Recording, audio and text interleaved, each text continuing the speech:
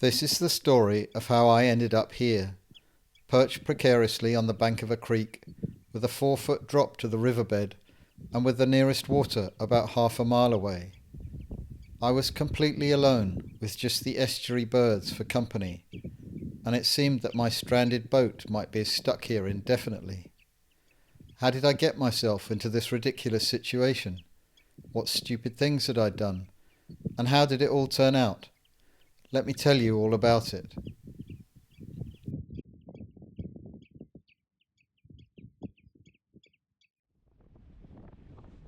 I've been sailing around the River Blackwater in my Norfolk Gypsy, called Shamrock, for the past year or so.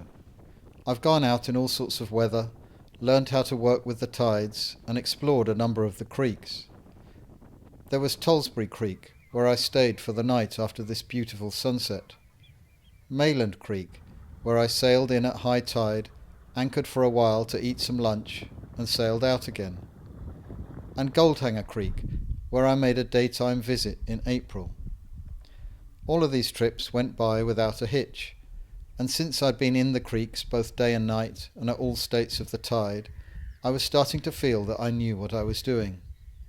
So one afternoon in June, I decided to explore Steeple Creek. The sun was shining, the sky was blue, there was a great breeze, and it was high tide. I sailed round the corner from Marconi Sailing Club and entered the creek. Of course I was conscious that I didn't want to go aground, and I was keeping a close eye on my depth sounder, but I wasn't concerned that anything could go wrong. As I entered the creek, there was a good 2 meters of water beneath me. Everything was fine. Sailing a little further in, I noticed some plants sticking up out of the water about 20 yards ahead. Better turn now, the bank's coming up, I thought, and pushed the tiller hard over. But nothing happened. Shamrock didn't turn an inch. What? I looked over the side and saw that I was in about 2 inches of water. The plants I'd seen didn't mark the bank. In fact, the bank was submerged by the high tide and I had sailed straight over it. I was stuck. Oh no, it's high tide, I thought. If I don't get off now, I'll never get off. The image that flashed into my mind was of a yacht I'd seen a couple of times before in Tollsbury Creek, stranded on the Great Cobb Island between the two channels. Somehow she had gone aground there, and no one had yet been able to get her off. I really didn't want to end up like that. I quickly lowered the sails and tried turning on the engine, putting it hard into reverse. Nothing. Shamrock didn't move in the slightest. Then I jumped out at the bow and tried pushing. With 1.5 tons of boat resting on the mud, this was equally futile. Maybe someone can tow me off the bank, I thought, in a slight panic and not really thinking clearly. I'll call the marina. I phoned Bradwell Marina, but they said they couldn't send a boat that far upriver. Besides, by the time they arrived, the tide would be too low for them to do anything. It was obvious they were right. Best thing is if you call the Coast Guard, they said. The Coast Guard, I replied, taken aback. Yes, they might be able to help, I was told. Okay, thanks. End of conversation. I couldn't believe that the Coast Guard was my only option. Shamrock was aground, but I was in no danger. Calling the Coast Guard seemed very drastic. The tide was now rapidly going out and revealing more weeds and grass. It was obvious I wasn't getting off any time soon. I was, quite literally, high and dry. Resigned to my situation, and with 10 minutes gone by, I began to think a bit more calmly. Okay, it's high tide and it's just after 3 in the afternoon. The next high tide will be at 3 in the morning. How high will that be? I looked up my tide tables for Owsley Island. The high tide that had just got me into Steeple Creek was 5.33 metres. The next one at 3 in the morning would be 5.68 metres. In other words, it would be an extra 35 centimetres, or about a foot higher. An extra foot. Would that be enough to get me off? I was hopeful, but I wasn't completely sure. Maybe when I went aground, my momentum had driven me further up the bank. So if that extra foot of water wasn't enough, was there a higher tide sometime soon? I looked through the tide tables for the rest of the year. As far as I could see, the high tide coming up at 3 in the morning was the highest tide for the next 6 months. In other words, I had to get off that night, or I would end up like the yacht in Tollesbury Creek.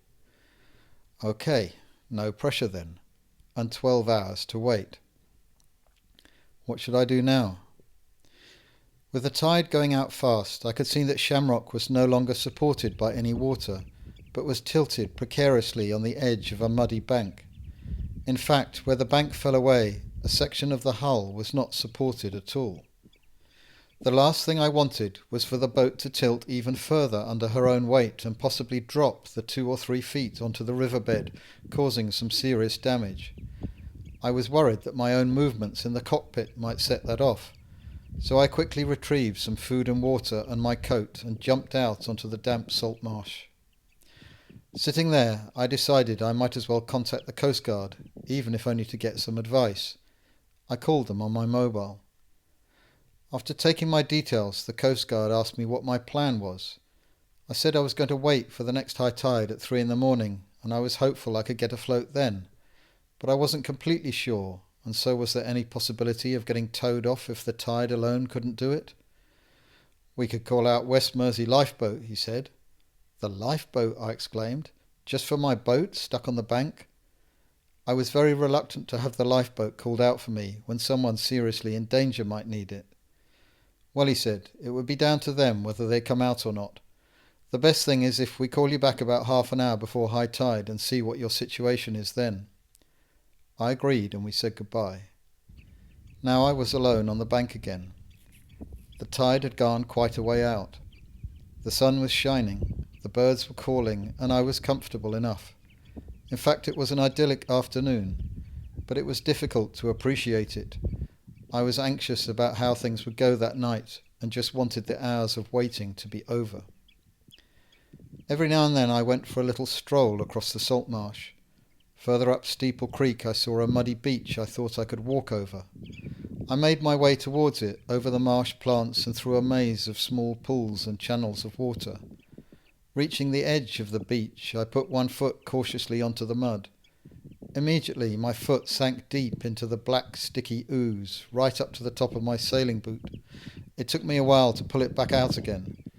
Okay, lesson learnt. Let's keep off the mud. I went back to my spot by Shamrock and looked through my binoculars at the now distant water. Between me and Osey Island a huge open landscape of mud had appeared, with a raised bank I'd never seen before. I made a mental note of where it was. I certainly didn't want to get stuck on it on the way home. Way across the other side of the creek, an evening walker and their dog ambled along the seawall from Stansgate Abbey Farm. My boat, high and dry on the salt marsh, must look ridiculous from there, I thought, but if they saw me, they gave no sign. Slowly the sun went down, and my view of the river was lost in the dusk. A few yachts with their navigation lights on came and moored at the anchorage just off Osey. I could hear the faint sound of music coming from a little way off in Mayland Creek, maybe the holiday park, or perhaps from Mayland Sea itself. Despite the lights and sounds of people less than a mile away, on my solitary position on the bank I started to feel much more alone. It's one thing to enjoy sailing and being out in the elements, but when you're all by yourself and not in control of your situation, you realize that nature is completely oblivious to you. The river and the tide were just going to do their thing, and me and my boat were entirely incidental. It was very dark now. 10 o'clock, 11, 12. Slowly the tide was coming back in. Every now and then in the quiet of the night I could hear little gurgles of water as it trickled towards me across the mud. From Shamrock's position 4 feet up the bank, way above the riverbed, it seemed impossible that the water would ever reach that level again. The hours ticked by. 1 o'clock, 2, 2:30. Now at last Shamrock was surrounded by water, though still heeling right over. I got back into the cockpit, waiting for her to straighten up. I was looking intently at the mast for any signs of movement. At last, with the water rising around me, there was a little shift, and the mast inched a few degrees more upright. Then again. By 2:45 the mast was vertical once more. I turned on the engine and put it gently into reverse. Only 20 minutes more until full high tide. Could I get her off? I jumped out and tried to push. I could now rock Shamrock a little from side to side, but try as I might, I couldn't budge her an inch away from the bank. I clambered back into the cockpit. My mobile rang. "Hello, Humber Coast Guard here. What's the situation?" I told him that I was upright again but still couldn't move. He said. "I don't really want to call out West Mersey lifeboat just yet. I'll call you back in 10 minutes. I really didn't want him to call out the lifeboat either. I sat and waited for the water to rise a little more. A few minutes ticked by. I could feel my heart pumping. Okay, time to try again. I put the engine in neutral and jumped out.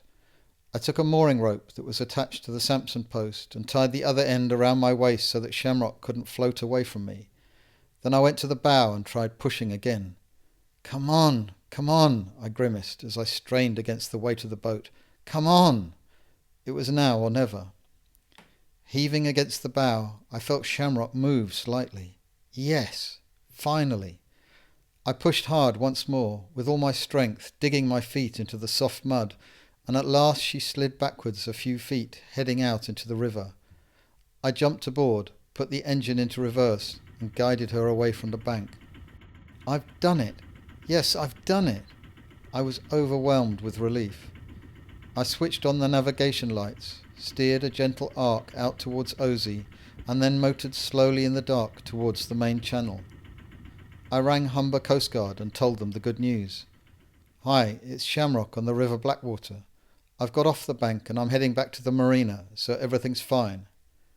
"Very pleased to hear that," came the reply. "We're always here if you need us."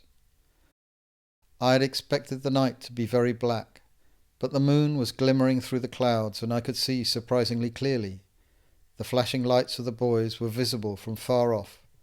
The only thing I had to watch out for were the unlit moored yachts looming out of the darkness beside Marconi Sailing Club. Finally, as the sun was beginning to rise, with patches of light showing through the cloudy eastern sky, I made it back to Bradwell. There was enough light for me to dock without a problem. I turned off the engine, tied up my mooring lines, had a cup of tea, and then lay down in my sleeping bag. I was still on edge from nervousness, excitement, and relief, but I was also very, very tired. Phew, I said to myself, that was quite an adventure. So what did I learn from this escapade? 3 main things. They're all very obvious, I know, and I would have said I knew them before I sailed into Steeple Creek, but there's nothing like learning from experience. First, just because your depth sounder shows you've got enough water beneath you right now, it doesn't mean there'll be the same depth of water a few yards ahead. A hidden bank can come up quickly, so don't let the reassuring number on your depth sounder lull you into a false sense of security. Second, when you're in a creek, don't assume that visible plants sticking up out of the water indicate the edge of the channel. A line of plants might look like they're growing neatly along a bank, but don't be fooled. Between you and those plants could be some very shallow ground. And third, if you enjoy exploring creeks, don't do it at high tide. Allow at least 1 or 2 hours before high tide.